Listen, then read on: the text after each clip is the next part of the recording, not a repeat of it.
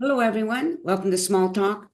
Well, today's guest, he's a photographer, a musician. He's also a radio show host, and I'm very pleased to welcome to the show, John Prentice. Welcome to the show, John. Thank you very much, Nancy. Guitar. Um, One mistake. I'm not a musician. I'm a lover of music, but I do have a Scottish bodhran drum, and I bought it years ago to try to learn some of my history in music. But I've never been a music patient enough to sit down and learn music. I've always been active, wanting to play soccer or football. So when I was young, 12 years old, trying to learn the drums, my mind wasn't there. But I would like to. I'm talking from um, the Coast Salish territory of the Semiahmoo Nation.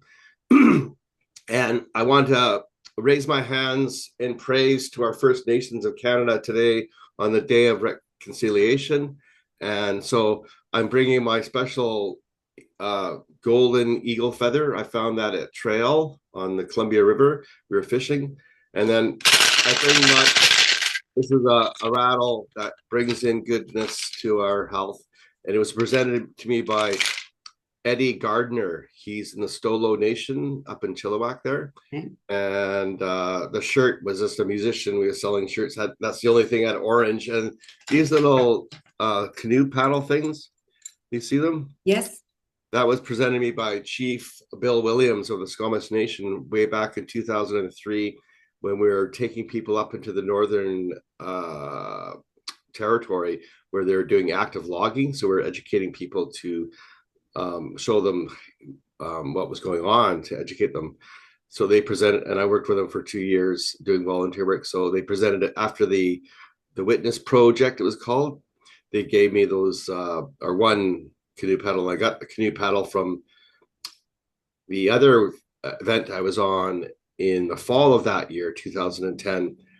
Well, in the spring, we walked down Vancouver Island with Dr. Alexander Morton for the wild salmon.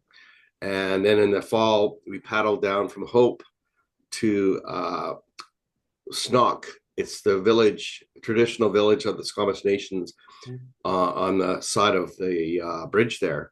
So that was quite an interesting events in my life. And I'm so happy that when I was working downtown Vancouver, about 20 years ago, 30 years ago, property management liaison between tenants and looking after the buildings. I had technical background in all the aspects of how a building is built and what, the so I got that job and then that came to an end, but it was a blessing because I was up in this Mount Seymour village or Mount Seymour demonstration forest, UBC, and this man who had a radio show, he saw me how adamant I was taking photography of the documenting it. And he asked me, "Oh, would you like to come up on my show on CJSF 90.1 FM Hey. on Tuesday nights, 8 to 9?" His show is called Melodies in Mind. So that was my start and my new road in radio. Just a passion now. I've been doing it for 15 years, and it's wonderful to learn about music and to meet all the different people too. Like your job and my passion and your passion are very similar because we like to meet different people. Yeah. Yeah. So that's I give praise to our First Nations on today. Thank you. Yeah. Now, I just want to let them know this, even though this is not going to be aired today, uh, Yeah. for me, I wear an orange t-shirt anytime. It doesn't have to be like on a special day, but definitely for me today as well, you know? Yeah.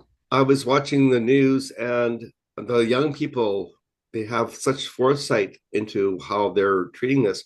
They say one girl, like say 12, she says, "Oh, I want to recognize it every day Yeah. because Yeah. it went on for years and years. So we have to recognize it for each, maybe if it went on for 50 years, then we have to like, it doesn't never happen again, right? Basically, Exactly. it's a terrible thing. We come, my parents immigrated from England and like a lot of people, and I was born in Vancouver, Mm. and raised and surrounded by the beautiful mountains and the ocean. So naturally, my inclination was to go out into the forest and camping and enjoy nature. I enjoyed that more than going to Hawaii or going to traveling around. I wasn't much of a traveler. My dad was a travel agent. He traveled the world, but Okay. for me, that interest, I was more down to earth, loving nature that's present and we can enjoy. So I see you've interviewed my colleague in radio, DJ Mehdi. So now it's my turn. Everybody gets a turn, if Yeah. possible, if possible, yeah. So, well, I want to know, like, did you start up with the photography first before you got into the radio? I believe that's right. Yes, that's true. Like my dad was an adamant photographer, and all the camping trips he took us out on over the years, he had a Kodak 35 millimeter camera, but actually 35 millimeter film. It was Mm, the first kind of lens camera, and I got the Kodak Instamatic X15 camera, the cartridge one. yes. So it was fun. That's where I got my start, and it stuck with me. And I think it stuck with my brother too. He was a very adamantly photographer. My eldest brother, no, he was a doctor, so his interests and skills were in medicine. But yeah, so yeah, photography was since I was like 8 or 9. Getting the camera to document our holidays, and it stuck with me. And then I got after that X15. I think it was like 12, 13. I bought my first single lens reflex camera, the Olympus OM10. It was really light, one of the first lightest cameras out there. And so I had that for a while. And with all my going out into the rainforest, finally the moisture got into the electronics. And the guy at the shop says, no, the board's all wrecked. Oh, So I bought after that, Olympus was a Nikon, and then I stuck with Nikon, and today I have a Nikon D300S. It was one of the first series of Nikon cameras that had the film, the HDMI 1080p film capabilities. So that's what I use today to film music all over Vancouver for when I go out to shows and stuff. mm-hmm. And all my history of music is on my YouTube channel, John, all one word, John in the Light Music. Right. And there you can see there's some radio stuff there, a lot of bands that I've documented.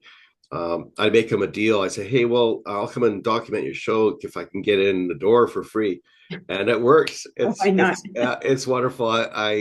It's like a win-win situation. Yeah. Yeah. So yeah. And then my audio files for the radio shows over the years is on John in the House, all one word, but it's on Hear This .at. It's a European network Yeah. developed through SoundCloud. So I've been uploading stuff there too because it Right. has a broader audience. Yeah.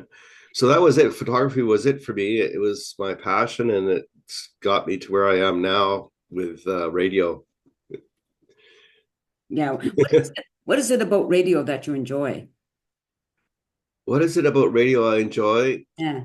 At first, um, I enjoy just meeting the people, right, and learning about what's going on. And so, I'm a people person, so I really enjoy meeting the people each week and the rest of the music.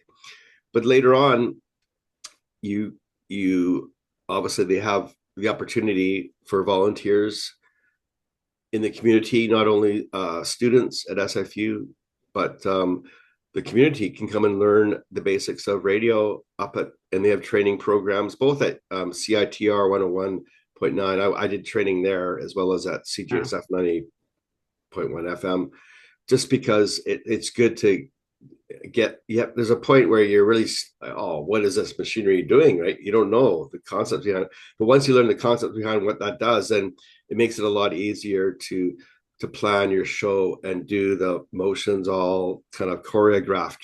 Right. But so yeah, it's stuck with me, and I enjoy it today. and I will forever probably. One of the things we've done in common is that we're both, even though I'm in Chilliwack and you're in Vancouver, volunteered at Shaw, right? When they had their community access programming.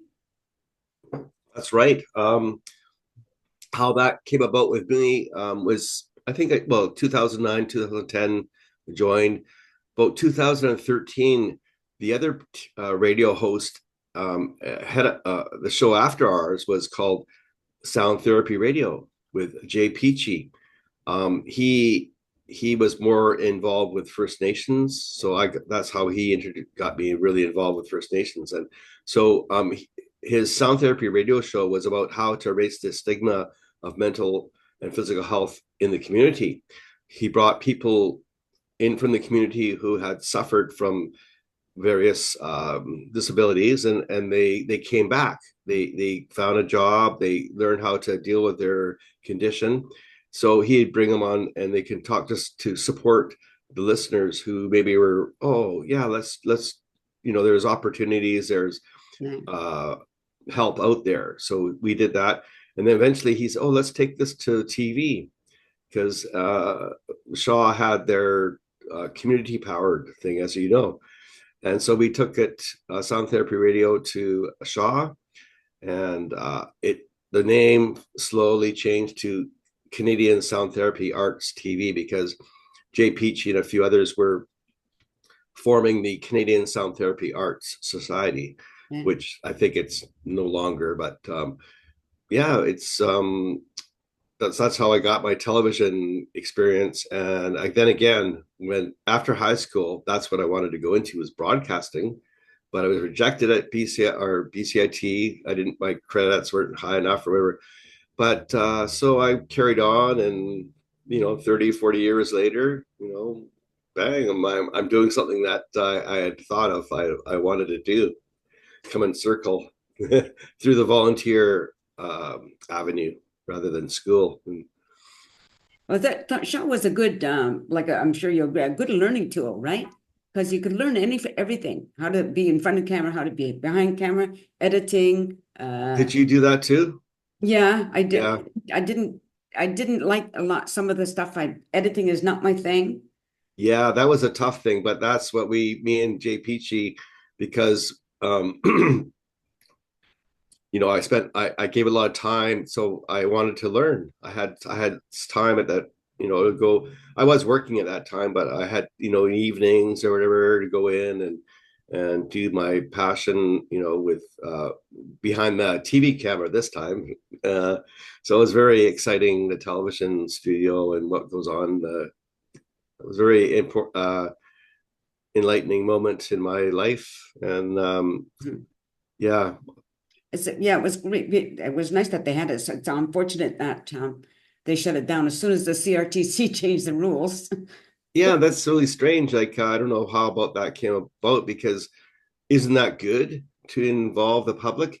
Isn't that good to become community orientated? Yeah. When they shut their doors, I just say, well, they don't want us anymore. They're too money hungry. They don't want to involve the community. So, which is that's a bad idea, I think. That was a very bad idea. I think whoever made that idea, they probably never been a volunteer in their life, so they don't understand the benefits, and how it can help yourself too, like with excuse me. Yeah, it was a good thing. As you said, it's unfortunate, but we move on, right? Move on and start to, it kind of forces you to take a different direction, which is fine. At least it was fine for me. When it depended, who cares, right? You still get to do something you like. Well, I noticed one thing with you. You continued on with TV through that Chile TV or whatever. TV for a while, yeah. I was but now I'm just by myself. Yeah. Nothing, it just was because I wanted to air my show more often than they were able to provide for me. So, okay, no big deal, right? But it's which means like there's nobody here. It's just me now. And that's why there's no editing, because I don't edit.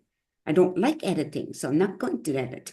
I know I don't like editing too, and all my music films, it's all straight taken out. But how I make it interesting is I do handheld photography, Okay. video. Yeah. And I know it's kind of disturbing for the viewer, because I learned in TV everything has to be subtle in order not to disturb your audience who are on the TV. So basically, yeah, it's just slow motion and Yeah. panning, just doing like motions I learned in TV. I applied it to my films or videos, and then at the end, you at the end of the song, then you pan down to the floor or up to the ceiling when the lights are, just to make it a. That's my editing on, well, live editing. I got to think. So tell me about some of the bands that you've interviewed or the musicians.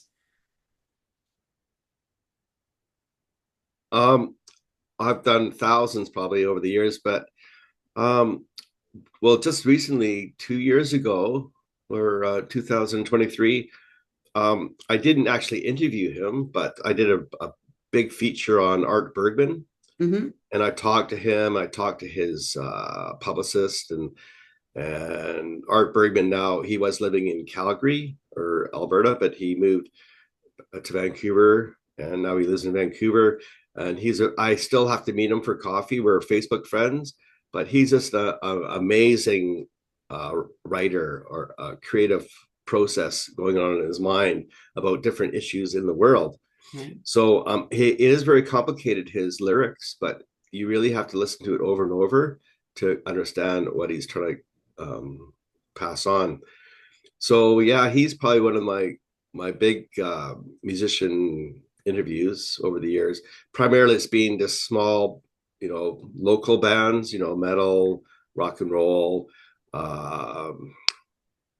Okay, so for example, for metal music, I really got into metal music these last 4 or 5 years, and there's some really good music out there. In the Valley, they have Suicide Shift. They're actually changing their name to Mortal Hell. So watch out for them in the Valley there. There's also Heathens with a Z, Sins with a Z. They're in Surrey and Langley, and they're another awesome band to watch out for. Also, Zenith, Xenith. Okay. The drummer of Zenith plays for Heathen Sins, and he's just a phenomenal. Wow, he's just an incredible drummer. We'll be having him on the show in October, because they have a big show in at the Wise Hall. There's 4 bands: Oh, Heathen Sins, Saints of Death, Slave in Hell, and I think there's one more I can't remember. But check that out at the Wise Hall on November the 9th, I think it is. And for rock and roll bands, Rock Voodoo, that's my friend Tim Heller. He asked me to be his manager. mhm. So over the years, I've tried to book him shows, but it's so hard to book in the music. I used to book smaller, singer songwriters Right. in Commercial Drive and Main Street, but larger bands, it's harder to book, because there's always the money issue, that the establishment, they don't want to lose their shirt, but then again, they want to bring people into the place to listen and to help the establishment, with their sales. And oh, there's just too many. I can't think of any other. What's another band off my head? Right. Uh, uh, Well, that's okay. That's all right. Don't worry. yeah, it's funny. I know that I know tons of them, but I just can't think of any off my head. All right. Oh yeah, there's another band in Vancouver called uh, Los Ferios. They're a Mexican. They're not. Their music's like Mexican ska. You know, mixed with other types of what do you call that music? Ska and that fast jumping music. Yeah. They're a great band. Go check them out. Okay. Now, mention again the radio. How can people listen to your radio show? Very easy. Then again, because of CRT and C and all that thing, on Facebook, I can't even put the URL address because they think it's news. Right. It's radio is not news; it's arts and entertainment. I'm not telling people about the war in Gaza. I'm trying to give people some ideas of entertainment. So then again, whoever's in control there is not a music lover. So to get Everys online, you Google CJSF. Mm-hmm. When you double click on the website, it comes up at 7 o'clock. On the right hand column, you'll see Wham Bam East Van, and you have a listen. So you click that little listen button on the top left hand screen. Player will download and give it 30 seconds, and then it'll go live. You'll hear Linda saying, listening to the wow bam, and that's it. Then you memorize that player, and you can continue doing other things while you listen to that in the background. It's very easy. On the radio, you just gotta scroll through to 101.9 FM. Mm-hmm. In Burnaby and places closer to Burnaby, you can get it on the dial, but our transmission tower, our signal is not that strong. So that's one thing I think in the future we'll have to work on, raising money to make our broadcast at a larger field. But it's expensive, you know. Right. Okay. Very So good. that's very easy. And to get on Facebook, you go to our Facebook, and I think Linda, she always posts what her guests are, and little information about her guests. So you can find out about who our guest is this night. Yeah. Okay, great. Well, I think we've covered everything. Right on. Like I small talk. So how long have you been doing this for, Nancy? I think I I wanna, started in maybe 2016. I think I'm a late bloomer. I start everything late in life, you know? yeah. Yeah, but that's when it originally was called the Getting to Know You, and that's when I was at Shaw. And then when that shut down, I changed the name to Small Talk. So I see. I wanted to just do everything original, you know. And like Mhm. everybody before COVID, I had a team. You know, we were 3 cameras set up and all of everything was wonderful, right? Oh yeah, yeah. But Zoom's opened up the world for me, so It has, yeah. I don't mind that at all. You know, I get to interview like you. You don't have to come to Chilliwack, and I don't have to go there, right? So it makes a nice difference. Exactly. As you said in your thing, I interview the world. Yeah, I love it. Anyway, thank you, John. Stay on camera. Oh, thank you. Stay on camera, please. And thank you, everybody, for watching the show. You've been listening to John Prentice, and check him out. Okay. Google his name and go to YouTube. He's everywhere. You'll find him everywhere. That's Including John. Facebook. That is John in Da House. JOHN, capital I, lowercase n, capital D, lowercase a, capital H, lowercase OUSE. Okay. I'll make sure that's written down so they'll find it. Oh, thanks. Yeah. Okay. And thanks again, John, and everybody. Thanks. Thank you again for watching this show. I hope you continue to do so. Take care, everybody, and peace out. Thank you, Nancy Guitar. Bye. Bye-bye. Oh, but John, I'll send you the link when it airs Okay. on the 7th of October. Okay. Great. So Thank you. I'm so excited now. I was all right. a little anxious at first because usually I'm on the other end. It was great. It was great. Thank you. Thank you, Nancy. Have a good day. You too. Bye-bye. God bless you. Bye.